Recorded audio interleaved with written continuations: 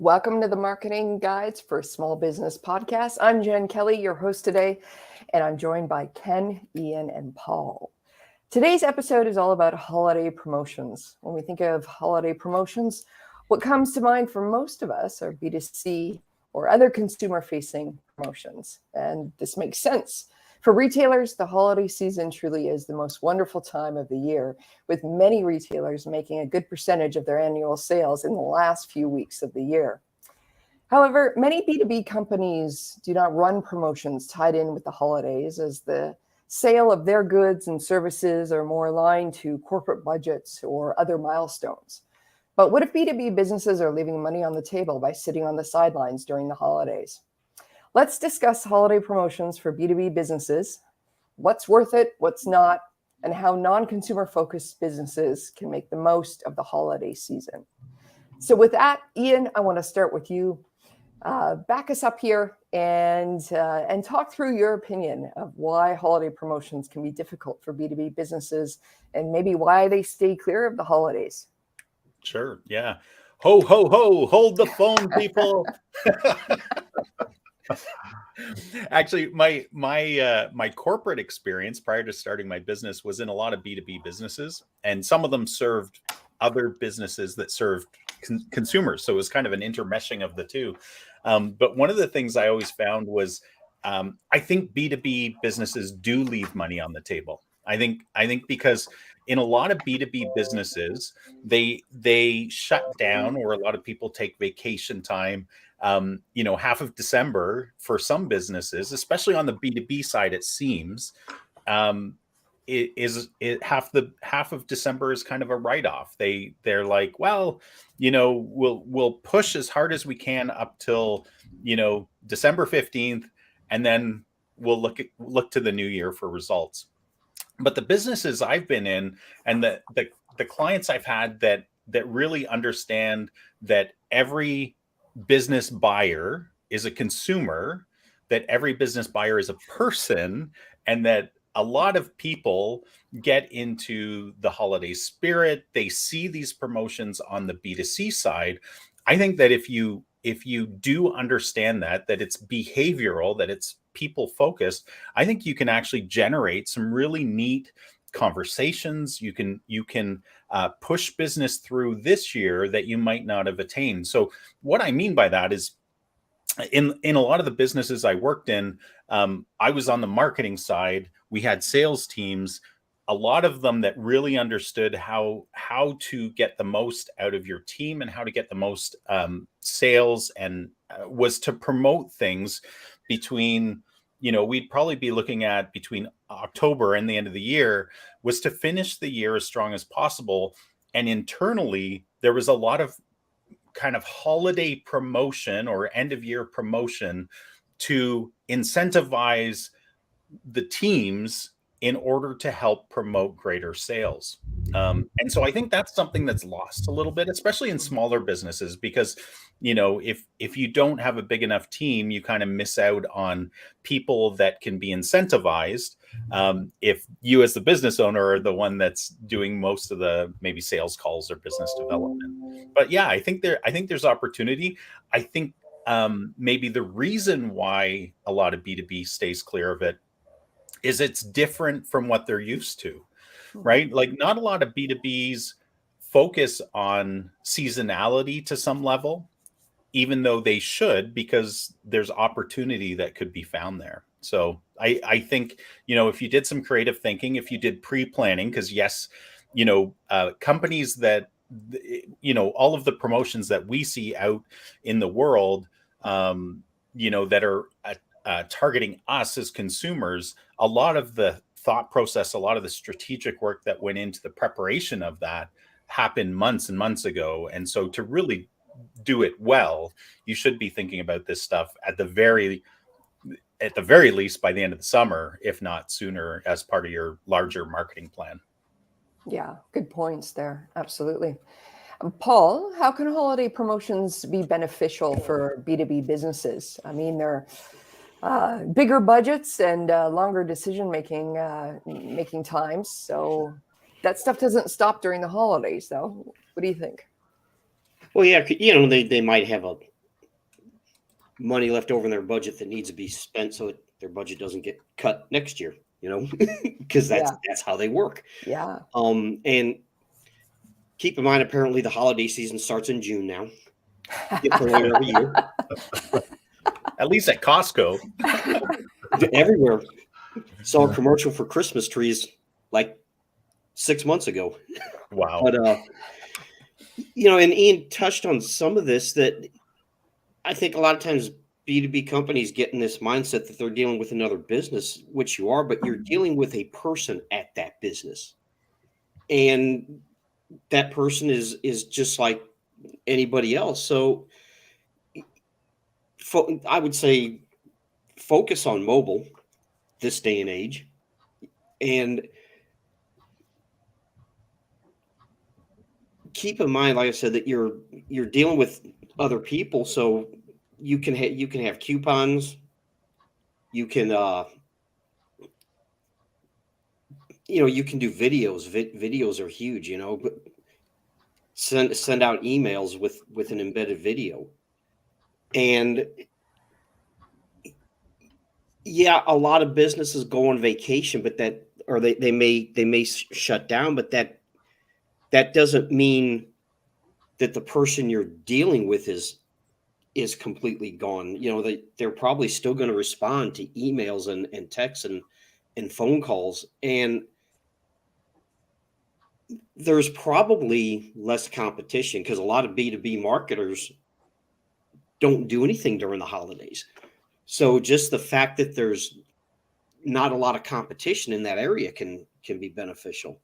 Yeah, So, some breathing room in there, right? Yeah, exactly. Yeah. That's a good point.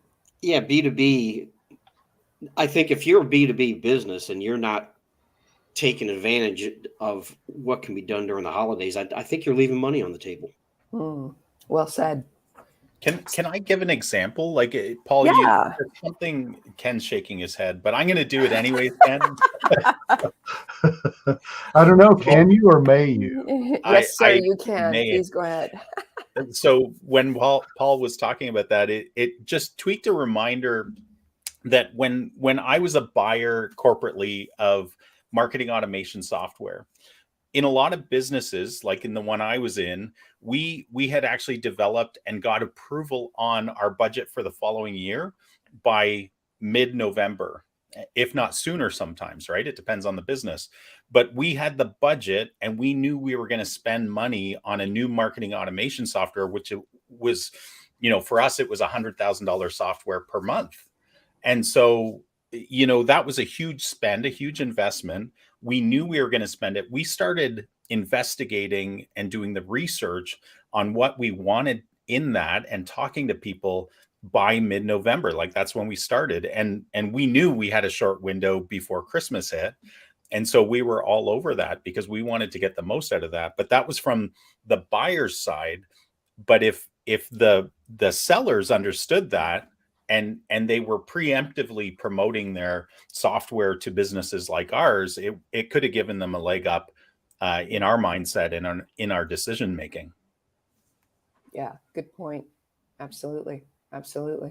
Yeah, and it's funny during this sort of slowdown in some areas, what I meant with breathing room as well. I mean, some of the people that are deciding how are we going to spend this money may have the, finally the time to really, think about this a little bit more. So I think we've come to the conclusion, Ken, that B2B businesses will be leaving money on the table if they don't get after it. So how can some of them start to prepare for the holiday season now if we've convinced them that, this is important for your business? Go for it. Well, it all starts with a marketing strategy and a marketing plan. And, if you're trying to, we're a week and a day out from Black Friday. If you're trying to get something ready now for Black Friday, hopefully you already have a previous campaign that you can just copy and replicate and tweak a little bit. You need to allow yourself time. You've got to promote, you've got to hype it, you've got to draw people's interest. You got to make them say, you know what, I can't miss this deal on Black Friday. But here's the reality. Look, most businesses already have natural deadlines that they incentivize customers to buy. A lot of businesses set sales quotas quarterly. And so as a result, there are promotions that are already built for many B2B businesses that are driven around quarterly sales cycles and reporting cycles. Now, for smaller businesses or privately owned businesses, maybe that's not as big a deal, but you should still apply the same concepts to your own business. And so, you got to start early. You got to develop a plan. You got to give yourself, I mean, for any event or anything that you're doing, minimum planning time and execution time and run up time is 6 weeks. And that's bare bones minimum. And that's if you have your proverbial crap together. So you got to start early.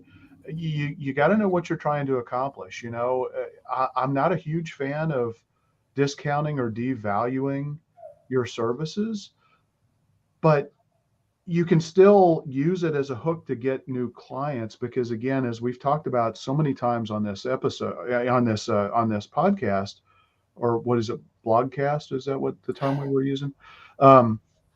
That, it's easier to get a customer to buy from you again. And so if you can get them at some base level plan, one, they're not going with a competitor. Two, you have a good path to get them upsold to the solution that they eventually are going to need, and that they're going to need that. Take advantage of that. As a consumer, I love this time of the year as a B2B buyer, because I've gotten some of the best deals ever on the core business software I use to run my business and the execution of what we do for clients at this time of the year. Ridiculous deals. I mean, and those are grandfathered in, and as long as you keep, keeping the program. So, but you know what? That's good for the business still, because even though they gave me a phenomenal deal, I've referred dozens of people to go purchase that same software because I got such a great deal, and it fits my business to a T. So you definitely have to plan it and think about the runway for it. You have to, even if you don't have something that you're prepared to sell, or offer as a promotion to get those first new customers, you still should be looking at this from a brand awareness opportunity, because the landscape may be a lot less crowded, as we've talked about. It may be easier to get your message out. A lot of people, unfortunately, I think this is a bad strategy, but a lot of people don't do anything for 2023 until 2023. So use the opportunity now while there's less clutter to maybe get your messaging out there, to start building that relationship. If you can do something to incentivize people to make a fast action, by all means do it. Sometimes, businesses this time of the year, if they need to look at their tax situation, and maybe you need to remind them, look at your tax situation. Does it make sense for you to make an investment now to buy something you're going to need and get it on the books now, because it's going to be favorable from a tax perspective for your business? Just reminding people of those things. We all get busy. People forget about it. A lot of business owners are going to know that, but are they going to remember it? Well, that's your job as when running these promotions, is to help people remember all of the reasons and all of the pain points that they may experience if they don't take action now. So, and as Paul mentioned, in some cases, especially, bigger organizations, some of the money to different divisions is going to go, and it's a use it or lose it kind of scenario for your budget refresh for the upcoming year. So know your clients. If they are in that situation, make it a no-brainer for them to take action and do business with you. So I think, it all requires planning. Omni-channel is the best way to go, as we've talked about, in most cases. But at the same time, if there are very specific channels based on who your ideal customers are, don't be afraid to pull those levers. And even if it's just one or two core channels, it can make a big difference. Yeah, that's great advice. Absolutely. Ian, why don't we go a little bit more tactical? So B2B holiday content ideas. So if our folks listening are now convinced What are some ideas that they could start to do? Yeah, yeah. So even things like you could do gift guides, holiday gift guides of your, Ken was talking about buying software apps, right? Do a holiday gift guide of the favorite tools for the business that will help them grow or help them achieve a certain thing. Remember, it's all about them. So always frame it in a way of what the benefit is to that business and also to the person making the decision. Just as kind of a final thought, partner programs have popped up a few times where you might have quotas. Now is the perfect time to remind people of how close they are to achieving quotas, right? And sometimes they might not be aware of how close they are and what the benefit is to them. But things like, do the 12 days of Christmas or, do top 10 of 2022. Could be tips, could be your favorite, podcasts like Marketing Guides for Small Business. Could,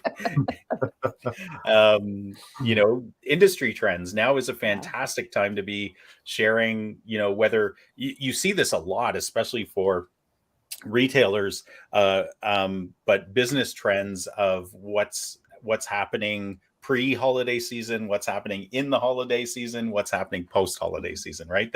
There's lots to talk about there, but you can do that for any industry. You can share, here's what's happening. Here's how, I think this year in particular, because we're all a little bit more aware of the economy and the pressures on businesses and consumers, right? Like I think there's an opportunity there to even look at some of the nuances of trending that's happening right now related to the economic pressures of inflation and that kind of stuff.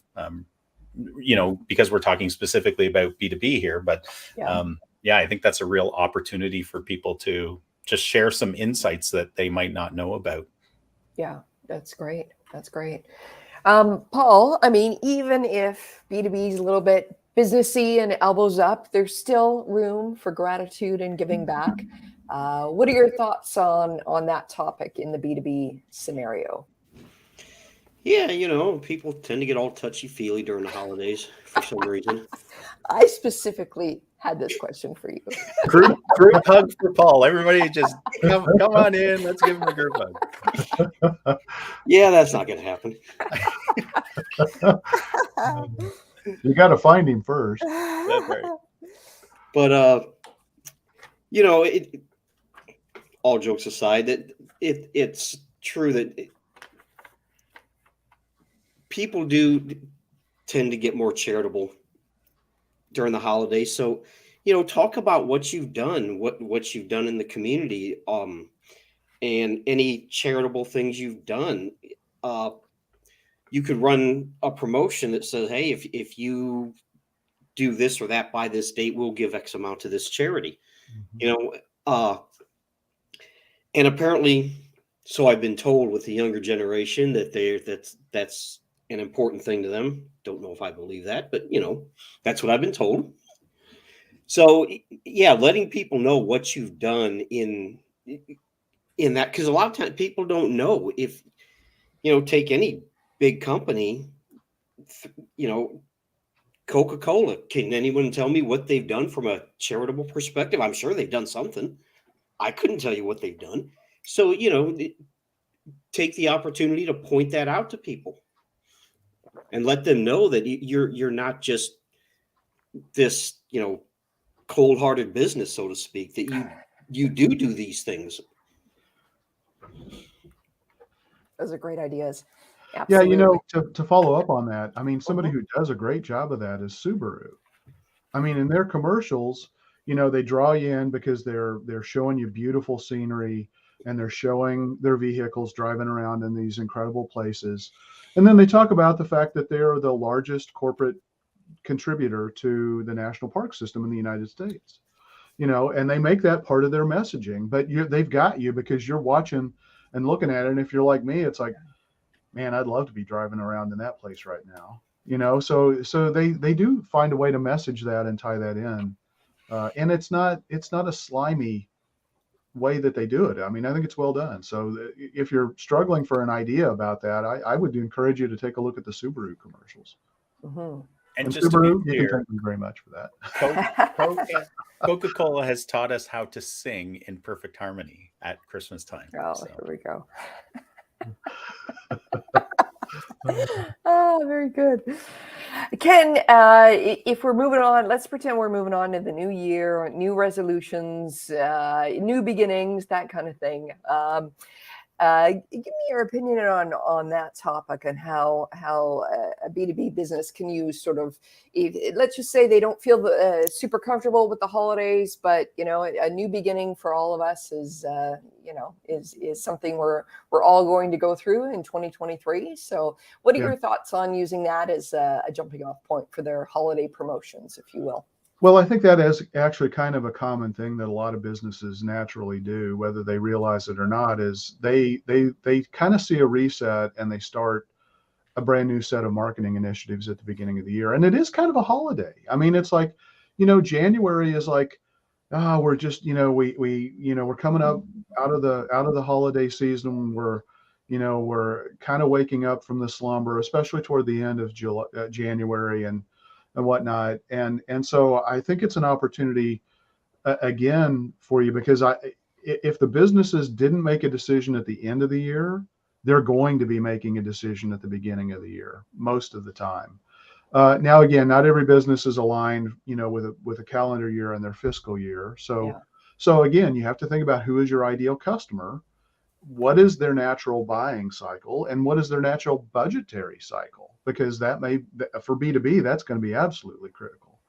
So, but again, just like everything, you got to plan it out. You got to think through these things, and really, if for your own business, if you haven't already done it, hopefully by now we've convinced you that it's well worth investing in holiday promotion marketing. And so use the beginning of the year to kind of plan out what you're going to be doing. And if you're not budgeting in quarterly sales goals, start to do that and create programs and incentives and marketing campaigns to support those quarterly, and including special activities around natural drivers for your business. And we're a consumer society. So whether we're buying business to business related services or whether we're buying business to consumer related services, everybody's thinking about buying stuff this time of the year. So so use the opportunity and make a new year resolution that you're going to take advantage of that this year. There's nothing wrong with it. As a matter of fact, your customers probably expect it. Mm-hmm. Mm-hmm. That's a good point, and as you're thinking through to planning out the new year, I mean, with holidays, we don't just mean the holidays that come around in November and December. Right. I mean, this can be a way to, 4th of July, July 1st for Canada Day. Is there any way you can now incorporate that into your marketing? What about Mother's Day, Father's Day, that kind of thing? So there's other holidays throughout the year that you may want to take a fresh look at and see, what, maybe we can work that into our promotions, because I mean, you nailed it there too, because this business buyer who's a human is very much influenced on the consumer side about what's going on, right? Yeah, definitely. I think this kind of going back to the question you asked about Ian about B2B holiday ideas and maybe what a B2B, especially, I mean, if you're a business coach or you're a marketing consultant with a smaller firm, you can now is still a great time. And these aren't complex campaigns. And this is something where I think you still have some bandwidth and opportunity to capitalize on. A lot of people, and it frustrates all of us, but a lot of people want to skip past strategy or even the pre-strategy work where the audit work is done, where you have to understand the lay of the land, what the competitors are doing, this, that, and the other. We've talked about, for all of us, the total online presence audit, is a critical step in creating a marketing strategy. Now is the great time of the year to launch promotions around that, because like you guys have said, there are probably less distractions for the people and typically I find that this is one of the best times for us to grow our business because people are available. If you pick up the phone and you call, and you're doing some cold outreach and you're picking up the phone and calling people to do that, I think you're going to be more likely to catch some people now. Are you going to run into some holiday parties and some events that they're doing in their world? Of course you are, but at the same time, they tend to have less distractions. So create something, even if it's get it on the books this year so that they spend money this year so that they get either a tax benefit, they get a jump and a running head start into 2023, or they burn up some budget that they're required to use, that they're looking for ideas. They want to have, they need help because it's like, man, I'm sitting here with a little bit of money. I'm not sure what the best thing to do with it is. Most people don't feel good about just spending money to waste it. They want to try to find a way to invest it. That's our job right now, is to help them figure out smart ways to spend and invest that money. And the more we can make in an investment, the better. And so I think, what I would say right now is a combination of things. Paul talked about it. If somebody who signs up for a total online presence audit now and they get it done before the end of the year, have a charity match. We'll donate $100 to a food bank or something like that. You can do this as a business coach. You can do it as an accountant for B2B, related accountants, for technology companies, for marketing agencies. There are so many different things. And right now is the ideal time to be launching campaigns around, or they should have already been launched, but running the campaign and executing it through the end of the year to get that stuff that everybody finds to be a pain in the ass that they don't really want to spend money on, but they really need to be spending money on. Audit services, technology assessments, marketing assessments and evaluations, planning and strategy work, all ideal times. Good point. You might have been able to hear my tickety tack of my keyboard because I was writing a note there to myself. Because as Ken's talking, I was thinking, man, we were talking about content opportunities, and I was like, the top 10 things to use your marketing budget on this holiday season, right? Like, come on, people. Yeah. Awesome. Yeah. I was also reminded, Paul touched on this, and we're talking more about promotion and sales, I think, here today, but retention, like, to me, I'm, as a business owner, especially with my existing clients, I'm always looking at how I can grow touch points with them and how I can keep my retention level as high as possible, right? And part of that, of course, for our businesses is producing fantastic results. But the other side of it is the human aspect, where we're just trying to reinforce how great it is that how much we appreciate our customers, our clients, and how great it is to work with them, and that we're great people to work with, right? And what better time than the holiday season to grab a touch point that's just hanging out there for you as a B2B business, reach out to them, maybe send them something nice, something in the holiday spirit, a parka, a toque, an edible gift basket, whatever it is. Like qualified edible. Yeah, I was going to say, just yeah. Especially in Missouri, since we just passed a law. Well, send them, send your clients in Florida a snowball because they might not know what that is. The options are endless, guys. Make sure you bag it. Put that snowball in the bag. Is that the key? That's right. Good stuff. Any last thoughts on this topic that we haven't covered yet? Well, Jen, something you mentioned earlier, we tend to think of holidays like November, December, but there's holidays throughout the year. Mm-hmm. And you can do holiday promotions. If you're a jeweler around, Valentine's Day, you could have a promote. How bad did you piss off your girlfriend? You could have different packages. If you really pissed her off, you could buy this, and if you pissed her off just a little bit, you could buy this. And it's like a scale. Yeah, they have like a choose where you are on this scale. Yeah, the PO scale. On a scale of 1 to 10. But there's holidays around that to capture and grade people. So. Go ahead, Paul. You're on a roll. No, I just said there's holidays throughout the year you can take advantage of.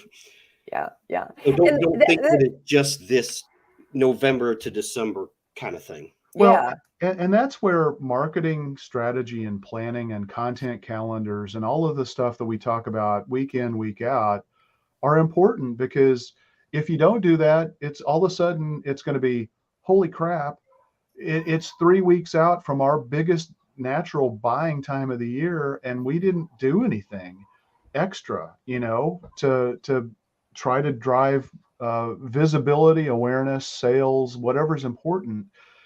So you got to look. It's only going to happen if you plan for it and incorporate that and execute on it. So yeah, very true. And one thing I was going to say, if you're not sure about this, use it as an opportunity for a test. Just because you roll out some holiday promotions, and it doesn't turn out to be a good fit for you, or for whatever reason you decide not to do it, that's fine. You don't have to keep it up, but at least give it a try, and really do use it as a test, marketing experiment, if you will. With that, hopefully we've convinced the B2B businesses that are listening in to give it a try. Absolutely. And take some of that money off the table that it sounds like that you are leaving. Now, I think this is a good place to wrap up. So thank you very much for joining us today. Please like and share our podcast and subscribe to it and help us get the word out. Thanks again, and we'll see you next week.